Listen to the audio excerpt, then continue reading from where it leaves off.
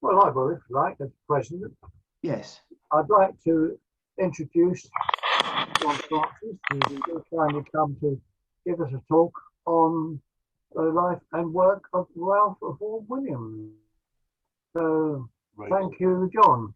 Thank you, Michael. Over to you. Okay, well, I think my title is actually Vaughan Williams and the Organ. I'm specifically talking about organs for you today. And here we are. I hope you can all see a title piece there.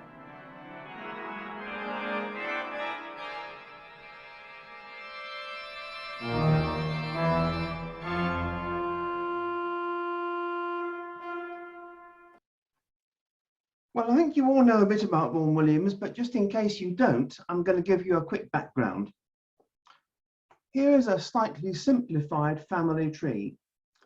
It's complicated a bit by a double marriage of Wedgwood and Darwin cousins in the middle, but it shows how Vaughan Williams was descended through his mother, both from a succession of Josiah Wedgwoods and from Erasmus Darwin, grandfather of Charles. Vaughan Williams knew great-uncle Charles as a boy, visiting at his house in Down in Kent, where Darwin found young Ralph most amusing. In fact, young Ralph and great-uncle Darwin were taught to read by the same person. Grandmother Caroline Darwin had also taught her younger brother Charles to read, using at least one of the same books, which had been recommended for the purpose by Erasmus Darwin. The Vaughan Williamses were not of such long descent. Vaughan Williams were the third generation to have either the hyphenated or the unhyphenated double barrel, but they were distinguished and tended to be either lawyers or vicars. Grandfather Sir Edward Vaughan Williams was a judge and eventually a privy councillor. Arthur Vaughan Williams, the composer's father, was a vicar, and his brother Roland became a Lord Justice of the Court of Appeal. He was rather an eccentric character, popular with the newspapers through the 1890s and 1900s up to the war. The newspapers couldn't get enough of him. Arthur was Vicar of Down Amney, the P is more or less silent, in Gloucestershire, where Ralph was born in 1872. But Arthur died of flu when Ralph was 2, so he probably had very little recollection of his father. You all know that one of his most famous and popular hymn tunes is named Down Amney, but Vaughan Williams had no recollection of the village and did not much care for it when he paid a visit to it. My theory is that the hymn tune was named as a tribute to the father that he never came to know and the childhood that he might have had. Following Arthur's death, Margaret took her 3 children, Harvey, Meggie and Ralph, back to her childhood home, Leaf Hill Place, that's the picture, near Dorking. So Ralph was brought up by the Wedgwoods and the Darwins. It was a musical family. Grandmother Caroline loved music, and there was always plenty of it with the Charles Darwins and at Leaf Hill Place. Early on, Ralph was taught to play the piano, but he described early violin lessons as my musical salvation. Later on, he gave up the violin in favour of the viola and never fell out of love with that instrument. It crops up in a lot of his most impassioned music. He was sent to a prep school in Rottingdean, where he discovered Bach. Let's hear what he had to say about it. My aunt told me that Bach was quite a good composer, but of course not so good as Handel, this being the accepted view in those days. And with the strange incuriosity of a child, I left it at that and made no further inquiries until I went to school at 10 years old. There I was taken in hand by the music master, Mr. C.T. West, whose name I shall always hold in reverence. He soon realized that I did not much care for the Maiden's Prayer or True Love, and one day, a momentous day for me, he brought me a Bach album edited by Bertold Tours. Here indeed was a revelation. Here was something undeniably belonging to no period or style, something for all time. This is where Bach differs from other composers. They, with the exception of a few outstanding Beethoven works, belong to their time. But Bach, though superficially, he may speak the 18th century language, belongs to no school or period. From 1887, Ralph attended Charterhouse School, where he was encouraged to play the organ, more or less where we meet it for the first time. At some point, I don't know just when, an organ was installed for Ralph to practice on in Leith Hill Place. Most Vaughan Williams experts and the National Trust, who now own the place, don't know anything about this organ, but we can get one step ahead of them. His brother Harvey died in 1944, and Ralph inherited the house. At the end of the Second World War, it must have seemed like an enormous white elephant. Lots of land, and it needed servants to run it. So he made a very sensible commercial decision and gave it to the National Trust. The organ was disposed of at that time, and in January 1946, the rebuilt organ was dedicated in St. John's Methodist Church, Sudbury, Suffolk. In 1987, the organ was acquired by Andrew Reed, who's currently managing director of Harrison & Harrison up north. It was installed in his home in Otford in Kent, and from there Browns moved it to a prep school in Canterbury. I have not been able to trace its further movements, but I don't think any of it survives, sadly. Ralph contemplated a career as an orchestral musician, but his family insisted that if he had to be a musician, then he must be an organist, perhaps not realizing the difficulties that his atheism, already established at school, would make for him. There's a manuscript of an organ overture from Christmas term 1890. It starts adagio with pedals in octaves, with more of that to come. Already Vaughan Williams is mixing triplets and duplets as per the prelude and fugue that was to come later. The whole thing runs to 15.5 pages, so it's quite an extended work for that period, and pencil marks suggest that Vaughan Williams performed it on the school organ. The copyright owners are a bit protective of these very early works. I've not been allowed to copy it and get it performed. Roll on 2039, when copyright on unpublished works generally expires. There's an adagio, probably from the same time, which someone seems to think is a passacaglia. Like the overture, it's in 3 flats, so it could be a companion piece. I didn't look closely enough, I regret to say, to decide whether it's in E flat major or C minor. C minor, of course, is rather a significant key for organ works, isn't it? From 1890, Ralph had organ lessons from Sir Walter Parrott at the Royal College of Music. In 1892, he moved to Trinity College, Cambridge, to read history, and he studied the organ with Alan Gray, but also continued to study composition with Parry at the Royal College of Music. As he returned to the Royal College, complete with a history degree and a must-be, in 1894, Gray wrote to Parrott that I can never trust him to play a simple service for me without some dread as to what he may do. Despite his considerable knowledge and taste on organs and organ music, on organ and music matters generally. In fact, he seems to me somewhat hopeless. But the criticism here is that Vaughan Williams was unpredictable rather than technically incompetent.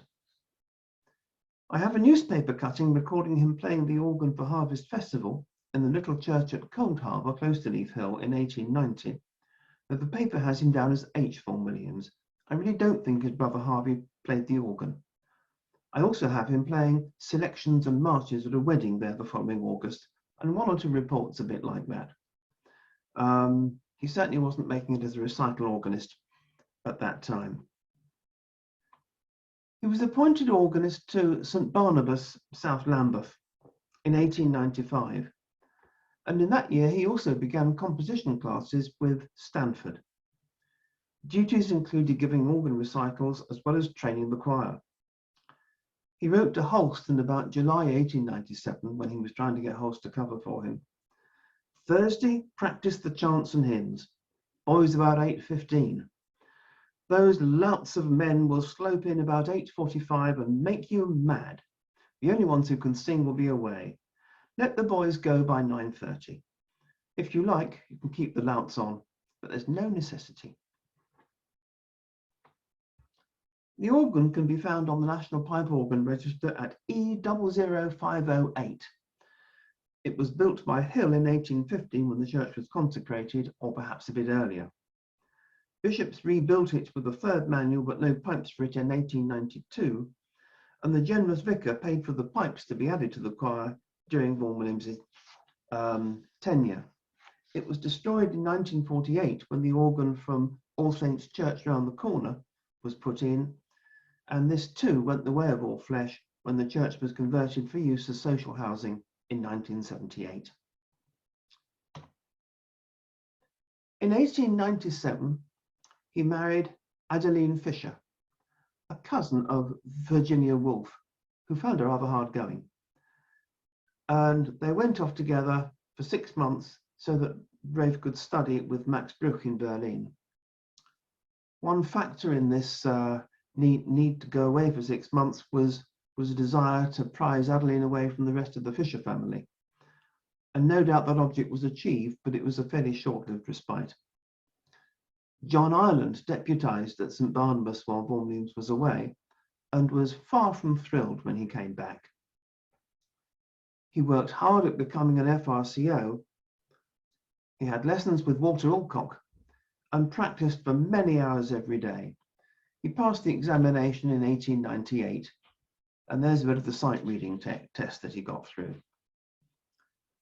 He said later that Sir Hugh Allen, who was a close friend throughout his life, always insisted I must have bribed the examiners, and that he had the distinction of being the only pupil who entirely baffled Sir Walter Parrott.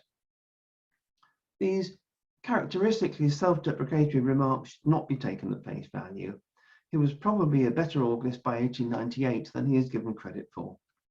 In 1924, the Royal College of Organists made him a vice president. He learned a good deal about church music in South Lambeth, but resigned his post with relief in the autumn of 1899, resolving to concentrate on a career as a composer. The official story is that he resigned because the vicar insisted on his taking communion, but it's difficult to match the dates.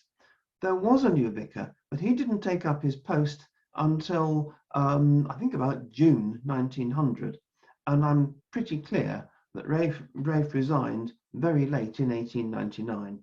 We're never going to be able to pin that story down with any accuracy. Where you read about that, because somebody was asking me about this earlier, it's in the biography by Ursula Vaughan Williams, and of course she was relying on Ralph's recollections, which would have been unreliable later on. She didn't meet him until 1938. In March 1899, Ralph sat the examination for his D Mus, or Mus D, I think it is, and he was working on what we now call the Cambridge Mass. He was required to write a piece with choral bits and orchestral bits, all sorts of stuff. It had to be accompanied, most of it, by a full band. Vaughan Williams included an organ part in the band. Alan Tongue, who conducted the first ever performance in Fairfield Halls, the CD cover I'm showing you is the live recording from that occasion. Alan tells me that the organ is brought in at climactic moments, and he thinks it's all the more effective for being only occasionally used. This seems to be his first use of an organ with an orchestra. In 1904, he was appointed as musical editor to the English Hymnal, thus beginning a lasting relationship with Percy Dearmer and a few others. As an atheist, he wasn't sure that he must have been in 1900. Sorry, I hit the wrong button. He wasn't sure that he wanted the job, but he was well aware of the deficiencies of hymns ancient and modern. What seems to have clinched it was understanding that if he didn't do it, they would give the job to Walford Davis, and anything was better than that. Let's hear what he has to say, and while he's saying that, I'm going to go and get a glass of water.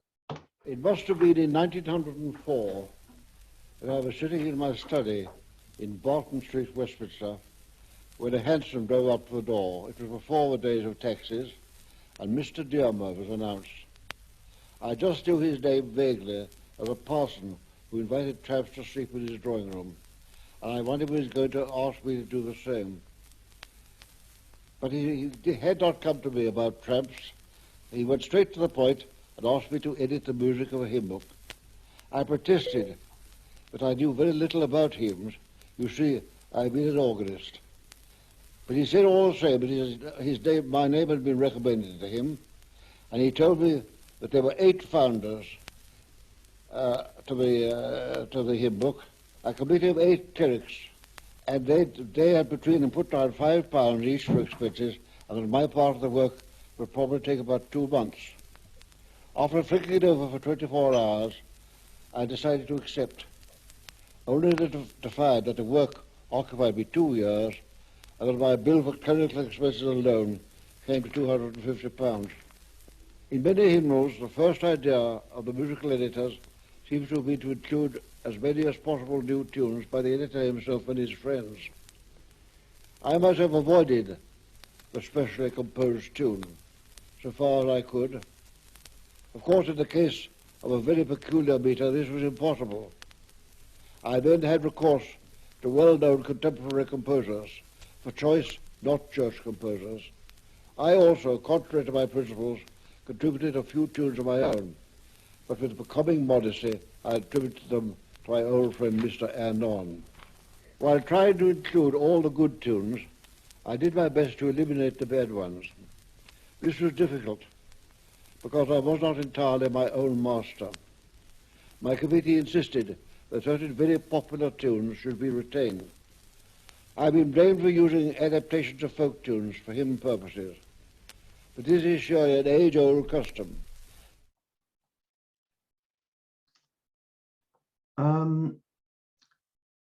Vaughan Williams considered himself sufficiently expert on counterpoint to be able to teach it. In fact, he wrote the entry on fugue in 1906 for the 2nd edition of Grove's Dictionary of Music and Musicians, and you can almost hear him speaking. The sonata form can be traced directly back to the folk song. The fugue seems to be descended from the contrapuntal experiments of medieval monks. For this reason, perhaps, and partly because fugue writing is so excellent a scholastic training, the idea has grown up that a fugue is necessarily dull and pedantic, justifying the famous aphorism that a fugue is a composition in which one voice runs away from the others and the hearer from them all. It is surely clear that a form which has inspired the most magnificent music of the greatest composers must be something more than an academic exercise or an arbitrary collection of scholastic regulations. I shall expect some earnest discussion of this when my talk is concluded. And let's just note in passing another formative influence, Maurice Ravel, with whom Vaughan Williams spent just a few liberating weeks studying in Paris in 1907. Ravel taught him a little bit about French music, but mostly gave him the freedom not to write in the German style. Our musical life was totally integrated with that of Germany in this era, and that really didn't come to an end until the First War, which changed a good deal. In May 1910, the composer Ernest Farrer, who by the way died in the war, got a job as an organist. Vaughan Williams wrote to him, I suppose I must congratulate you on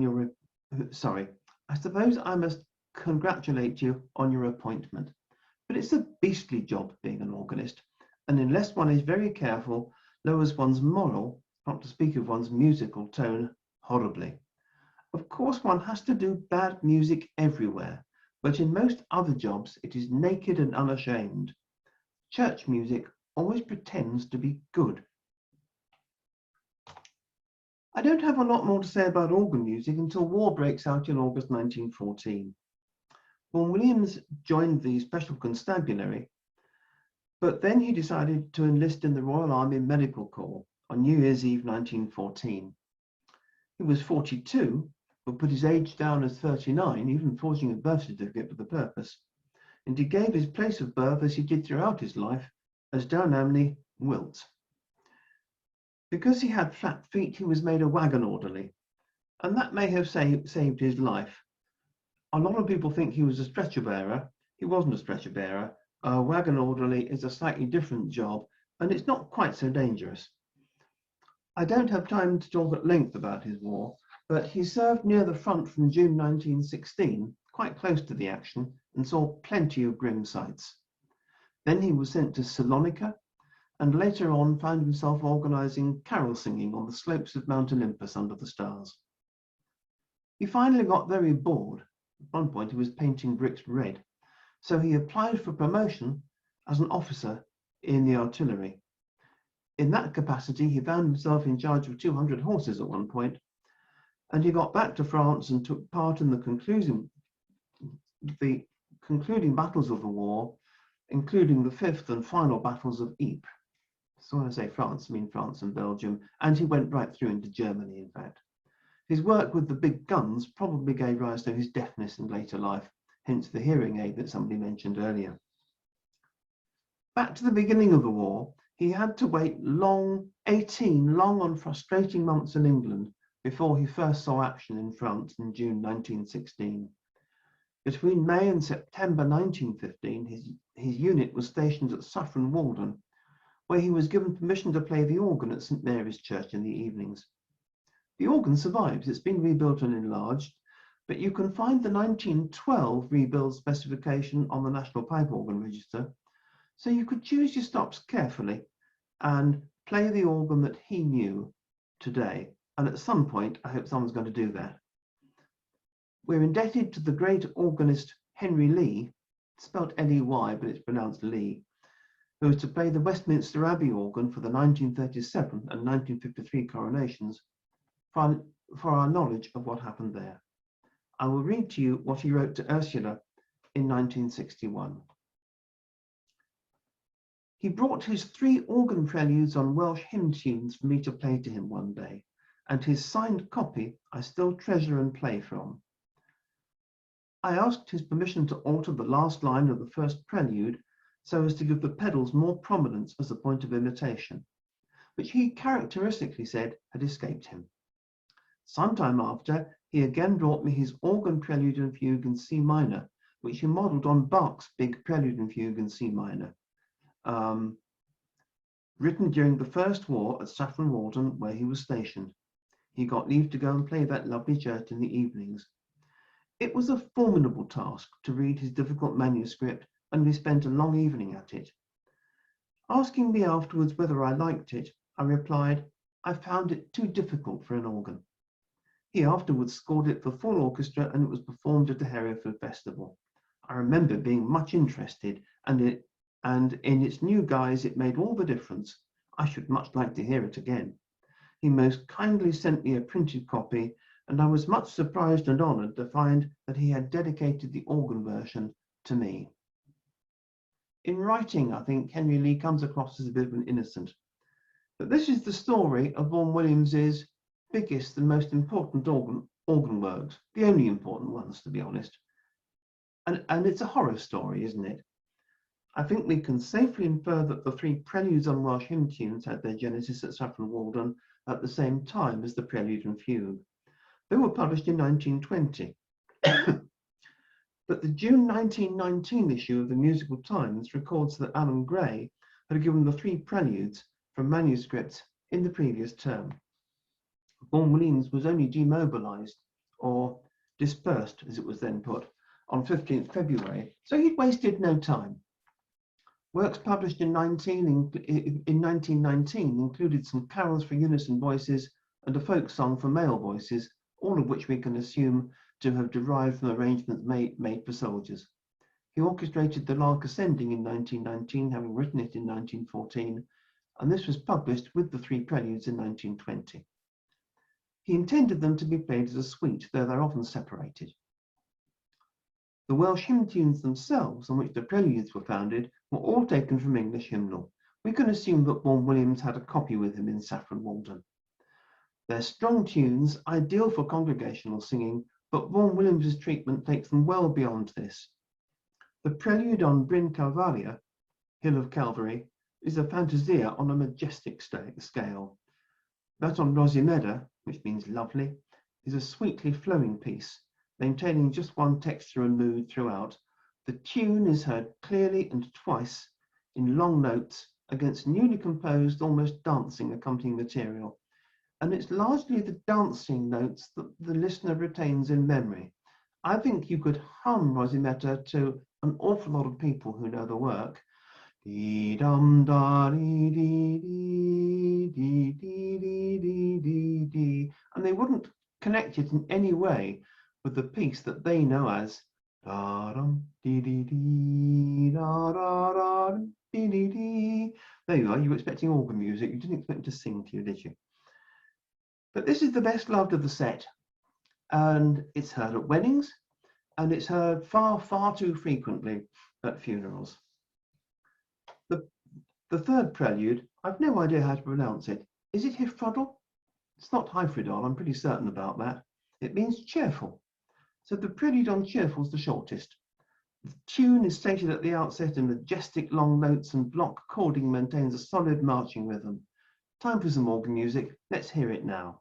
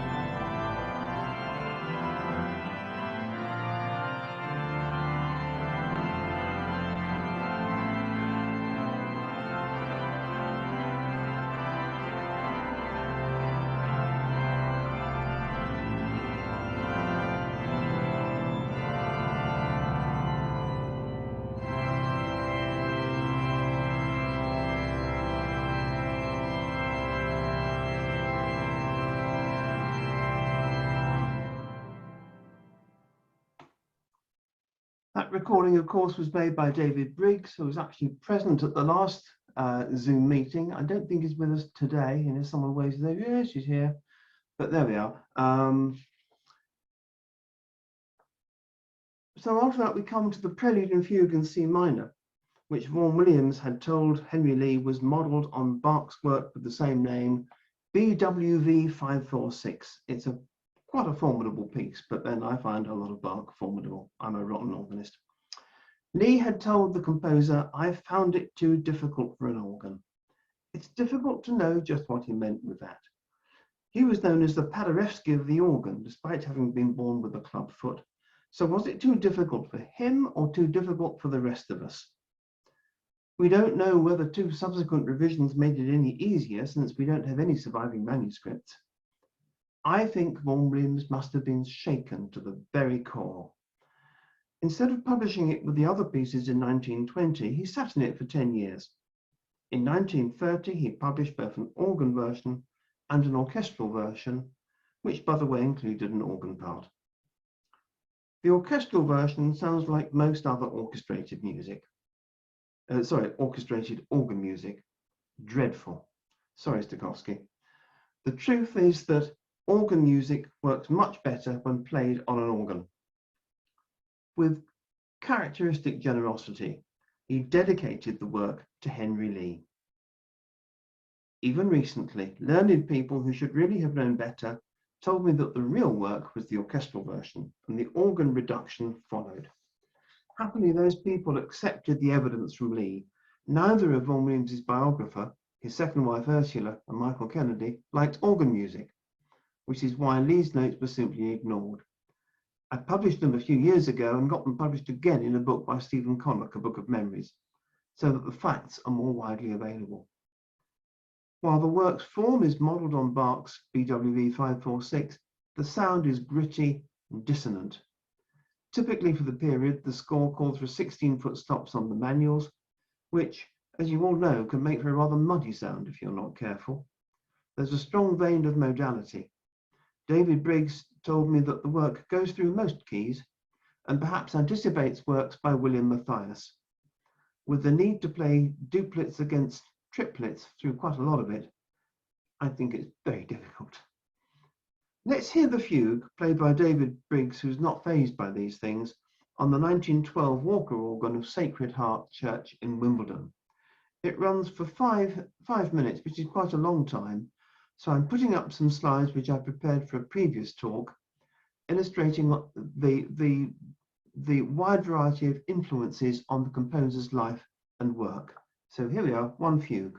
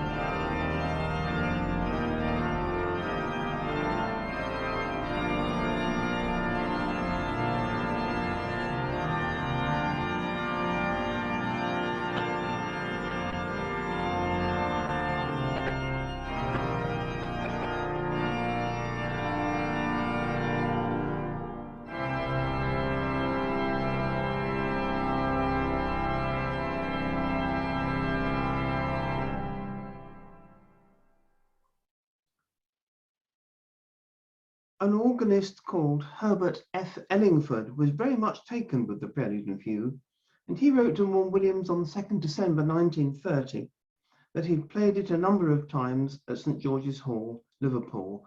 I'm sure I've got a few organists in the audience here who give organ recitals. Well, let's see if you've ever given one quite like this one. At last Saturday's afternoon recital, I finished a few minutes before 4 p.m. and quite spontaneously, without any premeditation whatsoever, I addressed the children, about 1,200 of them, and talked to them about the Prelude, invited them, if they felt inclined to do so, to write to their respective teachers about their impression of the piece, and played it through to them again, so they had the advantage of a second hearing straight away. Could we assemble 1,200 children for an organ recital today and play a heavy prelude like that twice and get them to write to teacher? He went on to quote in his letter part of his article that was later published over two 1931 editions of the organ. It was frankly incomprehensible. It included sentences, I've just cut one down of it here. The pronounced effect of the simultaneous use of harmonic opposites are justified by the sound they produce. Vaughan Williams responded, "Your quotation rather alarms me. I did not know I'd been guilty of all that, and feel rather like the gentleman who was terrified to discover that he had been speaking prose all his life without knowing it." So, on to still in 1930. The major work from that year was Job, which a lot of people would argue is the center of his career. Most people know the 9 symphonies. Job is almost a symphony number 10. It's a dancing piece. He didn't like calling it a ballet, mainly because he didn't like ballet dancers dancing en pointe. He called it a masque for dancing. And of course, it's the whole thing was modeled on Blake's drawings. And it was a wonderful production when it was put on. Scene 6, the dance of Job's the dance of Job's comforters, includes a part for full organ with solo reeds coupled, supplementing the full orchestra. The score specifies that where very powerful reeds are available, certain bars may be played by organ and timps only. Given that not many theatres have organs, how much confidence do you require to demand a large organ in a stage work? The drama needed an organ, so Vaughan Williams wrote for one. Let's hear that short passage rendered in that form. There's only one recording, I think, quite a recent one by Andrew Davis that does this.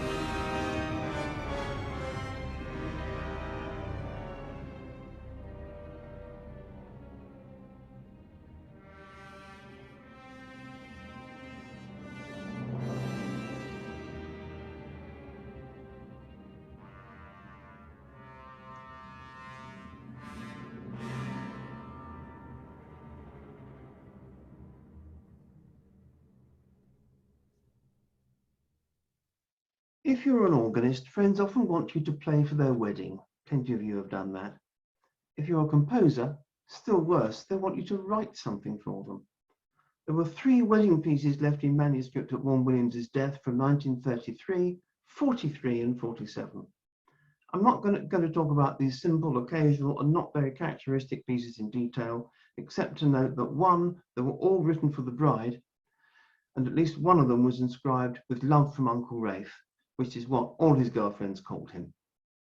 He dedicated his piano concerto to Harriet Cohen in exchange for 10,000 kisses, which he succeeded to collect over many ensuing years.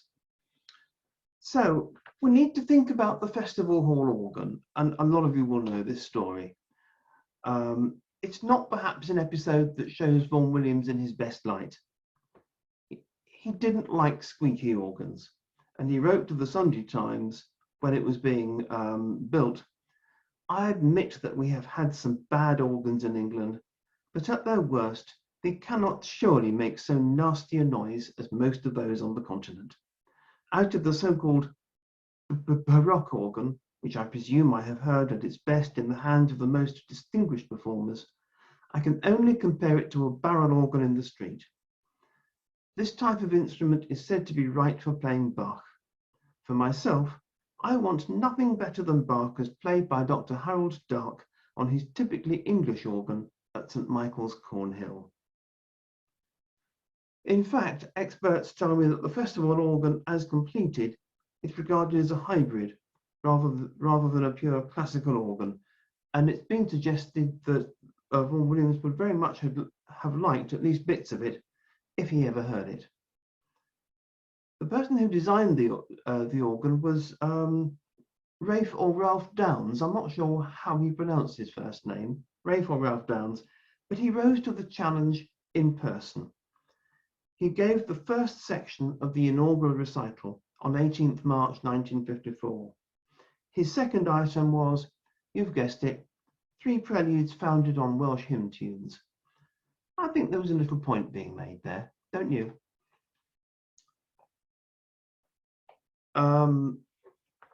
Just noting in passing that Vaughan Williams used the organ again as a contrast with the orchestra in Sinfonia Antarctica in 1953, underlining Scott's encounter with the wall of ice. The 1956 anthem, A Vision of Aeroplanes, included a wonderfully sizzling virtuosic organ part.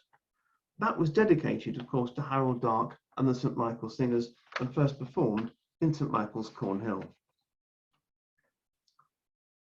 So we come to 1956 and we get 2 preludes founded on Welsh folk songs. These are not nearly so well known as the 3 preludes. He published them 2 years before his death. We really don't know why he wrote them. They've been described by Peter Hardwick as written in Vaughan Williams's wholesome, good-natured pastoral manner. The first is a romancer, a chorale prelude on the White Rock. Romance or romancer is a very special term for Vaughan Williams.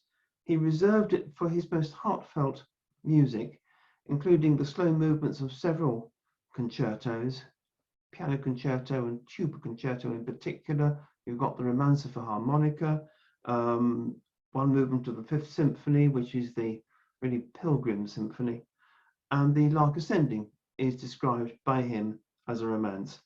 So this little piece is an exalted company. The second is a toccata on St. David's Day, a cheerful piece with a somewhat abrupt, inconclusive ending.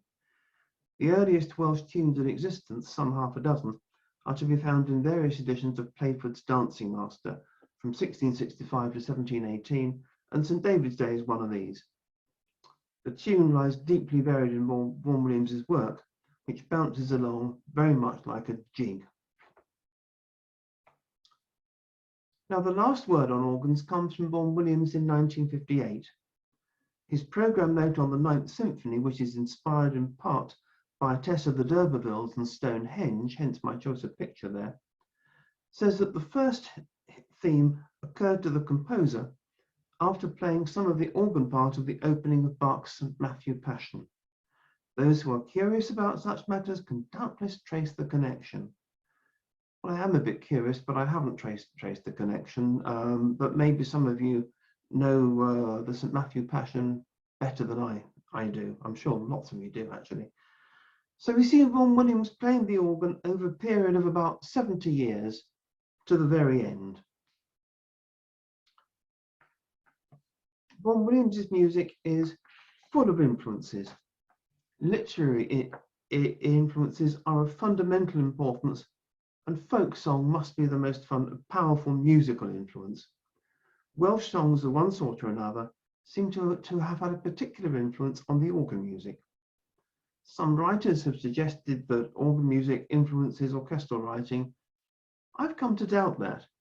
Above all else, he was a composer who seldom repeated himself, and we must give thanks for a modest quantity of organ music as part of his broadly spread and substantial output. Let's finish with the romancer, The White Rock, and Snowdonia.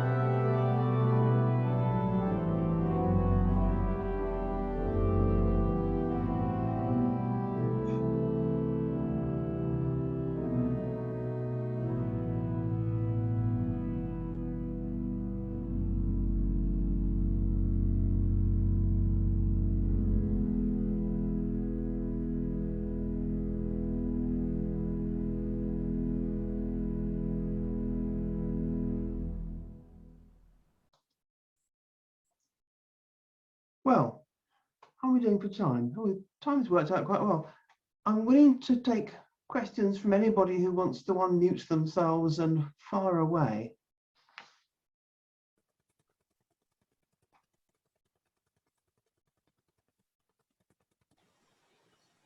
Could I perhaps start with a few comments rather than questions? I'll be as brief as I can. First, I was sad to hear that the Leithfield Place organ has now vanished.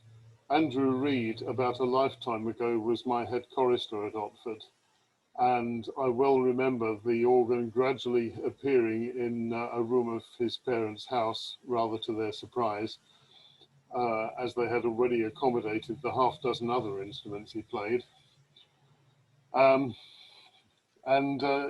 Playing it once he'd managed to put it together, which was quite a feat for someone of his years as a teenager. Secondly, John got rather a brief introduction, I think, and perhaps not all of us knew that much about him, but I've known John for several years as chairman and treasurer of the Ralph Vaughan Williams Society, and also as a supporter of the English Music Festival. Can I just correct that? I'm not the chairman of the society, I'm the vice chairman. Sorry. It means I don't have to do absolutely everything. It means I've got a very good chairman called Simon who does all sorts of different stuff. Thank you. Sorry, carry on, Gavin. Right, no problem.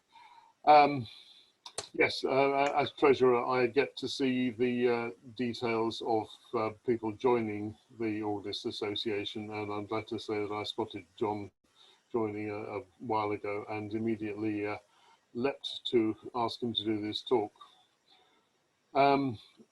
And otherwise, yes, I was also going to mention Albion Records, which is the recording arm of the Vaughan Williams Society, which has issued by now a fairly large number of recordings of Vaughan Williams works, a lot of them more out of the way repertoire, including Bursts of Acclamation, which is a double CD of Vaughan Williams organ music played by David Briggs at the Sacred Heart Church in Wimbledon, and I recommend that to all of you. It's brilliant. And one final recommendation, the piece you mentioned, A Vision of Aeroplanes, which I think is not very well known. But No, it isn't. No, if you can get hold of a recording of that, I do recommend it. I think it's an absolutely brilliant piece with a fantastic organ part. The title is a bit strange and perhaps off-putting. It's actually a setting of the vision of Ezekiel, of strange winged creatures rather than actual aeroplanes, which makes a bit more sense. But I do recommend that to you. Right. Thank you very much.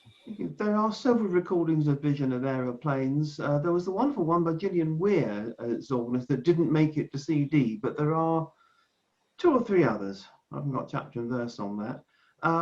Albion is recording David Briggs again in Truro this coming August. I've commissioned him to make an organ transcription of the 5th Symphony. He's already premiered that on Zoom from the Cathedral of St. John the Divine in New York, and he's giving the UK premiere performance at 3 choirs before we record it. He very decently asked me if I minded, and I said, no, of course not. I don't think it would impact on sales of the CD, and we'll see how that goes. We're recording Bach Ascending with it, with a violin and organ, which might sound outlandish to you, but I can tell you that it was done in Gloucester, possibly other places. It was done by Assumption with Yeli Deranier, and Albert Salmons also did it. So Vaughan Williams must have sanctioned those performances, but going back to the 1940s, during the war actually. So we're putting a version of that combination on record, and it's going to be a really fun CD out next year.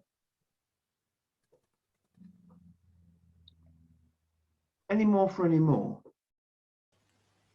Yes, John, thank you first of all very much for a really interesting talk. My question was just, do you think, in your opinion, there are any composers today, or perhaps even just performing organists, who maybe even just in a very abstract or limited sense are spiritual successors to Vaughan Williams? Oh, that's an enormous question. No, I don't think there's a spiritual successor, to be honest. The nearest that comes to mind in song is Ian Venables, who is perhaps a spiritual successor to a combination of Vaughan Williams and Finzi, but he's very much his own man. I don't think there's anyone who is like Vaughan Williams. Yeah. Anyone else got a view on that?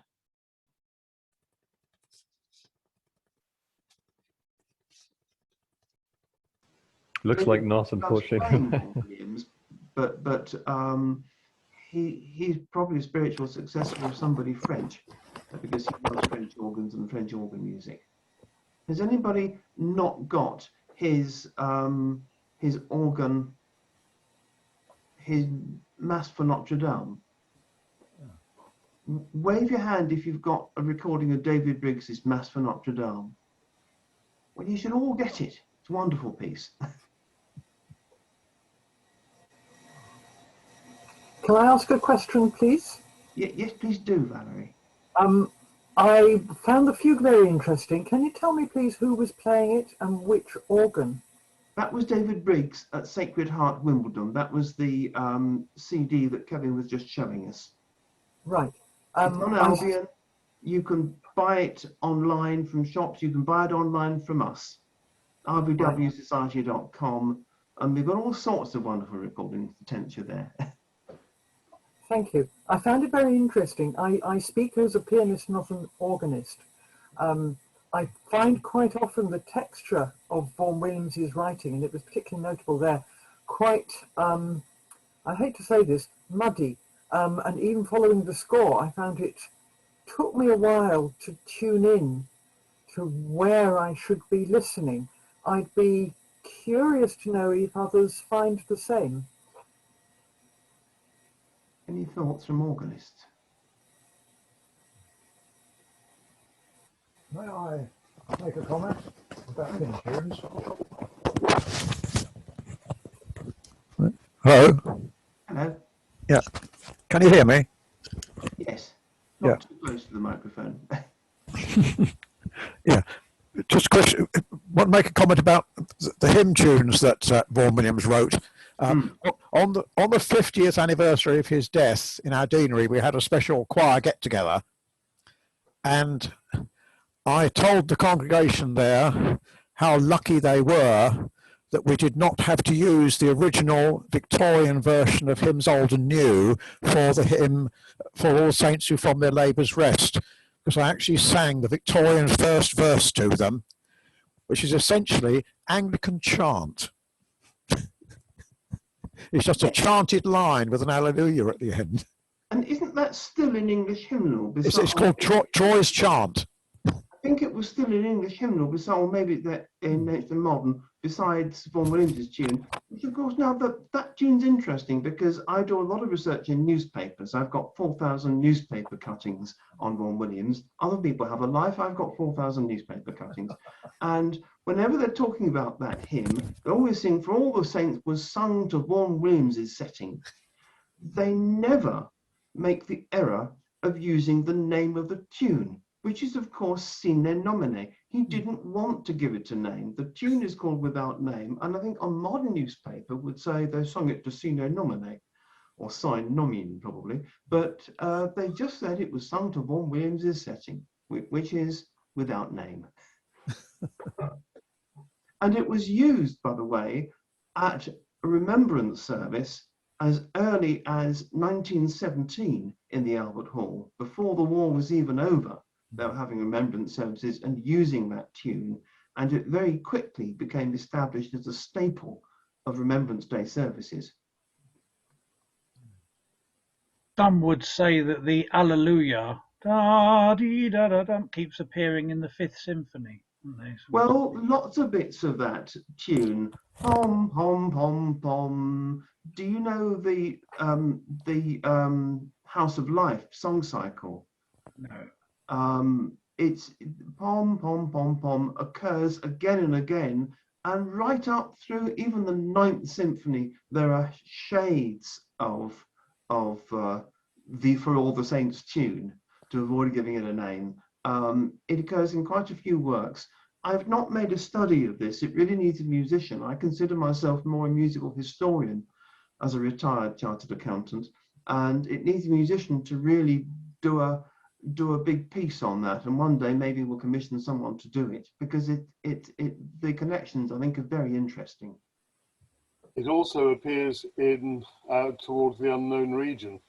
One of the main tunes in that is da da da dum. Yeah, yeah, yeah. I remember once when I was at school, we had, like, the headmaster chose that hymn for morning assembly, and we sang it to the tune For All the Saints by Mr. Barnby. I don't know if you've ever heard that tune. It's in the very old Ancient and Modern Standard Edition of it. For all the saints who from their labours rest, who now by faith be befold the rest. Thy name, O Jesus, be forever blessed. Alleluia, alleluia. Well, I think I prefer sine nomine any day. In fact, Well, I chose it as the last hymn for my mother's requiem in 1995. fabulous. We sang the whole of it, at full volume. Yeah, Well, definitely Vaughan Vaughan Williams disliked a lot of Victorian hymn writers, as he said to us earlier, and Joseph Barnby was the one he hated most. I think that's clear. absolutely despised him. He wasn't wild about dear old Dykes, and yet he arranged one or two of his tunes. He conceded that Dykes wrote some jolly good tunes, but the settings were let down in terms of taste. That was Vaughan Williams's word, tasteless. all those chromaticisms that the tenors just love. No, not for Vaughan Williams. He thought hymns should mostly be sung in unison. You might not have loved him as a choir master. He wrote when he was at St Barnabas, he said, "We're making progress. When I came, they used to shout bad music very fast. Now I make them sing good music rather slow." That's how he put it. And at first they don't like it.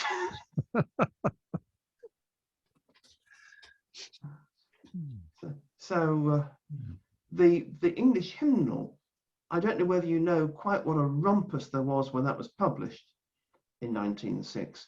Yeah. Didn't the Archbishop of Canterbury say it was papist? Well, he certainly did, yes. In the end, there's a letter, I think in the Times, New Year's Day, I think it was 1907, in which the Archbishop said he'd been in negotiation with Mr. Dearmer, and the book was being republished with certain redactions. And it was republished with redactions. I assumed that became the popular English hymnal. But I read an article recently by Simon Wright that I found online. Simon Wright works for Oxford University Press. And he said, well, actually, they did publish a version with redactions. Then they quietly forgot about it. And everybody stuck to the original. I've got original 1907 copy that I had rebound. It was in slightly tatty condition, but it's quite difficult to find these early copies. It does have Down Amney and For All the Saints down to Anon, whereas a few years later they put the names in. Holst was also Anon, by the way, in that book.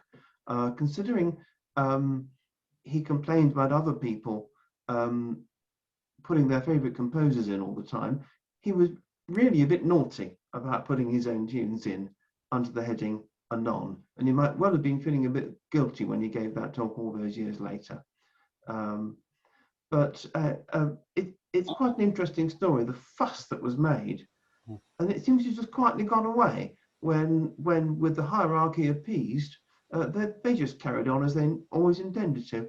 That seems to be a very English story.